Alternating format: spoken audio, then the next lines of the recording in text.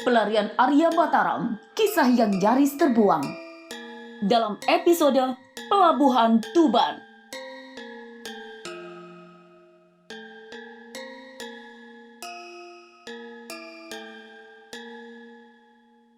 Raden Kuning, punggawa Tuan dan Bujang Jawa mengerahkan tenaga dalamnya agar perahu nelayan yang ditumpangi mereka lebih cepat membelah malam.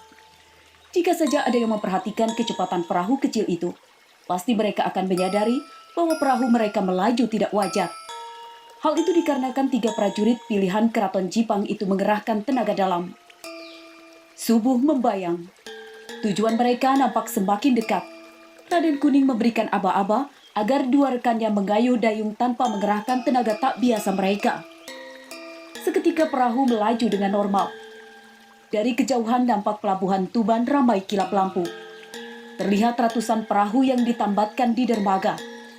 Dalam pandangan mata Raden Kuning, keramaian itu tidak wajar. Entah apa sebabnya ia berpikir seperti itu. Yang jelas, ia hanya mengandalkan instingnya saja. Tak ingin menarik perhatian orang, Bujang Jawa menepikan perahu ke dermaga. Tambang pengikat perahu lalu dikaitkan ke tepian. 3 pria gagah yang kini menyamar sebagai nelayan itu berloncatan ke daratan.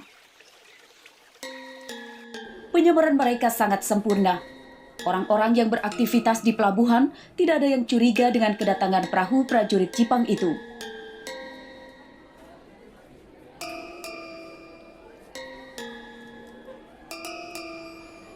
Kita berpencar. Saat matahari tepat di atas kepala, kita bertemu lagi di sini. Jika terjadi peristiwa, selamatkan diri masing-masing. Kembali ke kapal Jung. Tuan, engkau menjaga perahu. Bisikan Raden Kuning itu menjadi perintah bagi keduanya. Raden Kuning tidak lagi menoleh ke belakang. Ia segera menghilang di tengah kerumunan aktivitas warga Tuban di tepian Sungai Bengawan Solo. Tempat yang ditujunya adalah warung kopi. Ya, jika ada pergerakan pasukan Tuban, pastilah terlihat banyak orang di sana. Benar saja dugaan Raden Kuning. Warung kopi tanpa nama itu dipenuhi pengunjung. Pandangan Raden Kuning seketika diedarkannya ke penjuru tempat itu. Ada 3 meja besar yang disatukan berisi 10 orang laki-laki bertubuh besar. Suara mereka berisik sekali. Seakan-akan mereka adalah penguasa di tempat itu. Raden Kuning segera memilih tempat kosong di belakang mereka. Sudah seharian penuh kita menunggu si pelarian itu. Tapi tidak ada tanda-tandanya mereka akan tiba di sini. Jika besok sampai tidak ada, aku lebih baik pulang, melalui istri di rumah.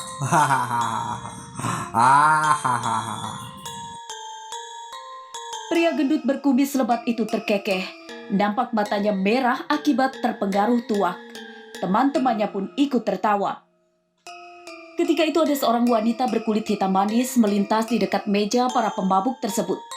Suara si kumis makin menjadi. Ia bahkan terang-terangan mencegat langkah perempuan berpakaian pria itu. Mau kemana Nona cantik? Sudilah temani aku di sini. Aku akan mengurungkan niatku pulang ke rumah jika kau mau menemaniku di sini.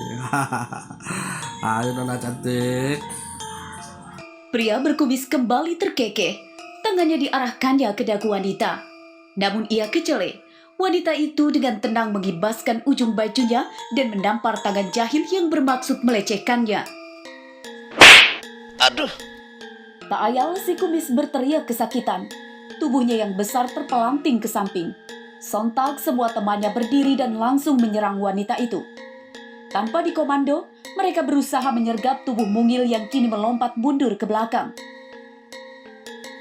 Dasar sialan, engkau telah menghina prajurit Tuban. Terimalah senjata kami. Hardikan si kumis itu laksana instruksi. Pertarungan yang seharusnya berat sebelah itu justru menempatkan si wanita di atas angin. Tidak ada satupun serangan 10 laki-laki seram yang berhasil menyentuh tubuhnya. Bahkan sekali sontak 10 pria yang mengaku prajurit Tuban itu terlempar keluar warung kopi. Salah seorang di antaranya kemudian berniup peluit tanda bahaya. Tetapi sang wanita tetap tenang, ia bahkan duduk manis memanggil pelayan. Buatkan aku teh panas dan suguhkan aku kue. Panggilannya itu malah membuat pelayan ketakutan. Di luar sana, 10 pria yang terlempar keluar telah bangkit dan bersiap-siap menunggu kedatangan temannya untuk menangkap gadis galak itu. Raden Kuning menyaksikan peristiwa itu hanya tersenyum simpul. Wanita ini sakti tapi masih hijau pengalaman. Begitu batinnya. Benar saja, tak lama berselang, terdengar derap puluhan langkah kuda menuju warung kopi. Sepertinya mereka merespon tiupan peluit prajurit Tuban yang terkapar di tanah tadi. Hai perempuan jalang, cepat kau keluar dari warung. Besar sekali nyalimu membuat onar di Tuban. Suara itu terdengar tenang tetapi menggema ke 4 penjuru angin. Kelihatan sekali bahwa si pemilik suara adalah orang berilmu.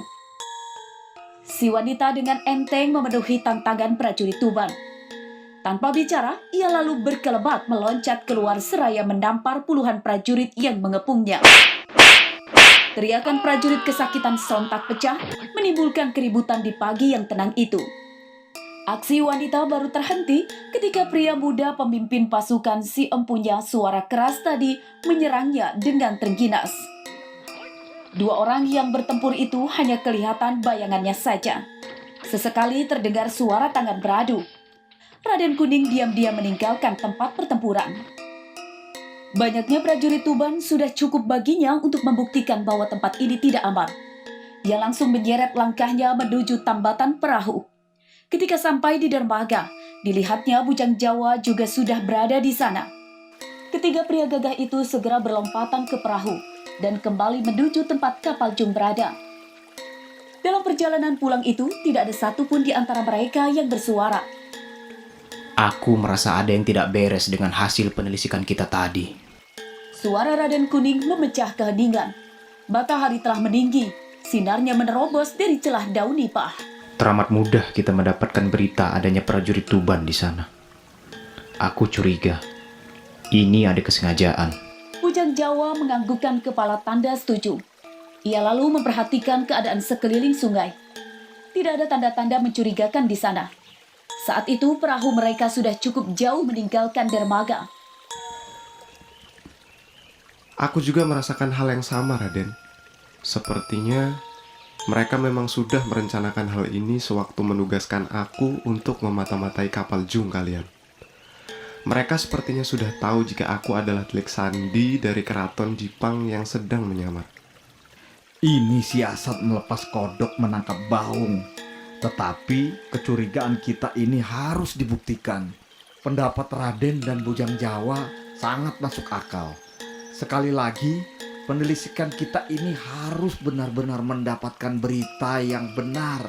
Mengingat nyawa kita dan nyawa kerabat kita serta nyawa junjungan kita yang akan jadi taruhannya. Punggawa Tuan ikut bicara. Raden Kuning kemudian menceritakan adanya pertarungan antara seorang gadis cantik manis dengan prajurit Tuban. Iwalnya perkelahian itu karena tingkah laku salah seorang prajurit yang tidak senonoh. Inilah yang membuatnya ragu. Selama ini prajurit Tuban dikenal dengan kesolehannya karena adanya syiar dakwah dari Sunan Kalijaga. Hubungan Pajang dengan Tuban sangat harmonis, di mana Sunan Kalijaga juga berperan sebagai guru dan penasehatnya Joko Tingkir. Aku harus kembali lagi ke sana. Punggawa Tuan, cepat rapatkan perahu ini ke tepian. Raden Kuning memberi perintah. Dengan sekali genjot tubuhnya telah melayang ke udara dan menapak tanah daratan. Kalian tunggu di sini. Biarlah aku melanjutkan penelusuran. Raden Kuning berjalan menerobos ribunan pohon nipah.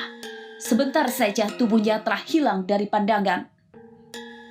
Sementara itu pertarungan antara pemuda pemimpin pasukan dengan gadis cantik itu masih berlangsung.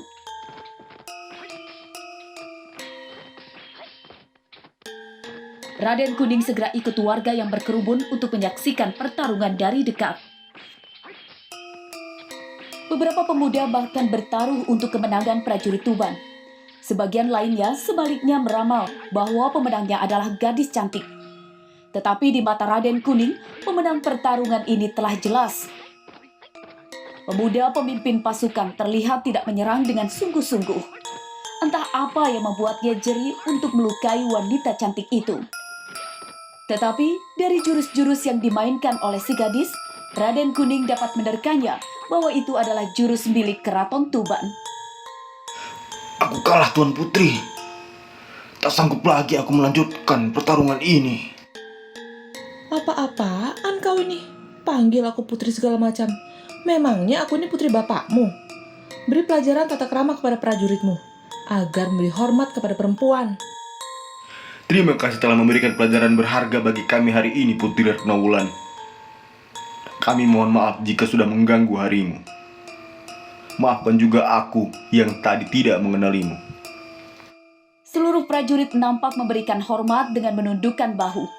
Sementara sang wanita yang disebut-sebut Putri Retnowulan itu kembali masuk ke warung kopi. Hei pelayan, mengapa belum kau suguhkan pesananku? Sontak pelayan di warung kopi itu berlarian ke dapur membawa teh dan kue untuk santapan sang putri. Iya, Putri Retnowulan ini adalah keponakan Ratu Mas Pembayun. Jadi dia masih terhitung cucu dari Sultan Trenggana Raja Demak. Selama ini, Retnowulan memang dikenal suka mengembara. Kedatangannya dari Surabaya di Tuban ini tak lain dan tak bukan untuk berkunjung kepada kakek gurunya Sunan Kalijaga. Beruntung prajurit Sokalulung tadi mengenali jurusnya. Hampir saja dia membubarkan rencana aku. Tetapi beruntung, para telik sandi Jipang itu sudah tidak ada di sini ketika aku menyerah tadi. Sokalulung mendengus kesal. Para prajuritnya cukup kaget begitu mengetahui wanita yang dijahili tadi adalah bangsawan Demak. Raden Kuning mengernyitkan keningnya yang berpeluh. Dahinya langsung berubah dingin mencoba menerka apa gerangan yang tengah terjadi. Sebelum pasukan kecil Tuban itu membubarkan diri, ia kembali masuk ke dalam warung kopi dan duduk tenang di tempatnya semula. Hei pemuda, temani aku minum teh. Suara kecil dari Retnowulan itu terdengar jelas di telinganya. Dengan perasaan gugup, Raden Kuning datang tergopoh-gopoh. Ia lalu berdiri tegak di hadapan Retnowulan sembari menundukkan punggungnya memberi penghormatan. Tak berani aku, Tuan Putri. Biarlah hamba berdiri saja di sini, melayani kebutuhan Tuan Putri. Udahlah, jangan kau berpura-pura lagi. Sang putri segera menendang kursi kayu di hadapannya tepat mengarah ke Raden Kuning. Pria yang tengah menyamar itu tidak bergerak. Kursi kayu itu tepat mengenai tulang keringnya. Sontak ia menjerit kencang seraya memegangi kaki kanannya. Nampak kakinya terluka akibat tak kuat menahan tendangan kursi kayu. Aduh, kakiku terluka. Apa salahku, Tuan Putri? Raden Kuning sengaja tidak melawan. Ia membiarkan kakinya terluka agar sang putri tidak curiga. Benar saja, ketika melihat Raden Kuning terluka, Putri Retnowulan segera menghampirinya. Dengan cekatan, ia menotok kaki kanan Raden Kuning dan menaburkan serbuk obat yang diambil dari saku bajunya. Maaf, aku salah menilaimu. Ternyata engkau kawula biasa. Iya, Tuan Putri. Saya hanya pelajar yang ingin mencari ilmu di Tuban. Saya tidak pandai kanuragan. Raden Kuning membungkuk dalam-dalam. Ia masih terbungkuk-bungkuk ketika Putri Retnowulan selesai mengobati lukanya. Siapa namamu? Jangan berdiri di sana saja. Lekas duduk di dekatku.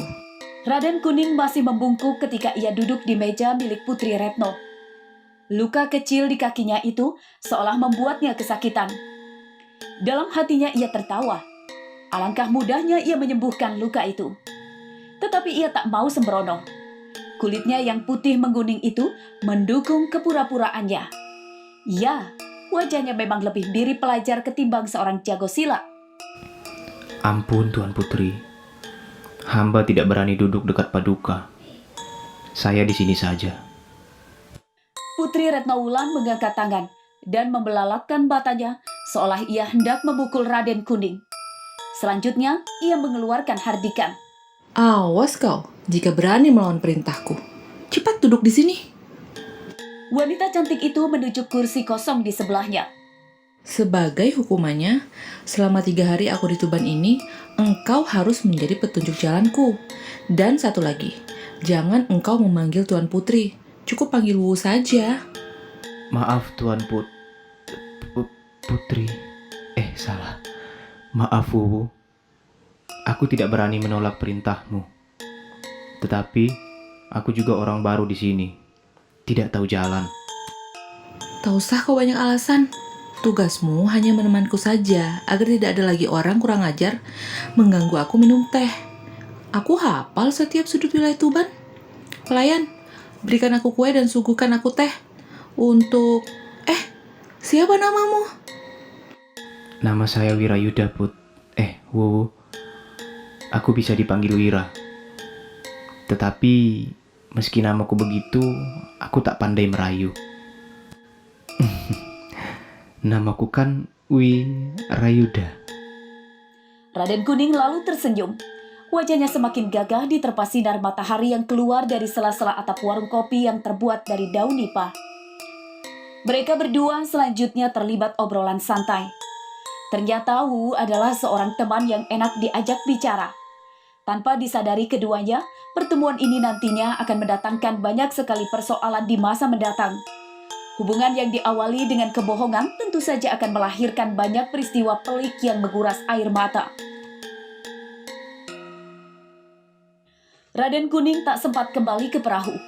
Tetapi ia telah meninggalkan petunjuk di warung kopi yang hanya bisa dimengerti oleh kedua rekannya. Putri Retnawulan mengajaknya menuju pinggiran kota Tuban. Di sana ada sebuah pesanggerahan yang meskipun tidak tergolong mewah, tetapi sangat apik dan resik. Di depan pesanggerahan tertulis aksara Jawa, Kawedar. Berdetak jantung Raden Kuning. Bagaimana mungkin ia bisa membohongi pemilik pesanggerahan ini? Hatinya makin tak karuan ketika Putri Retno mengucapkan salam dan memanggil nama orang yang sangat disegani oleh masyarakat Jawa itu.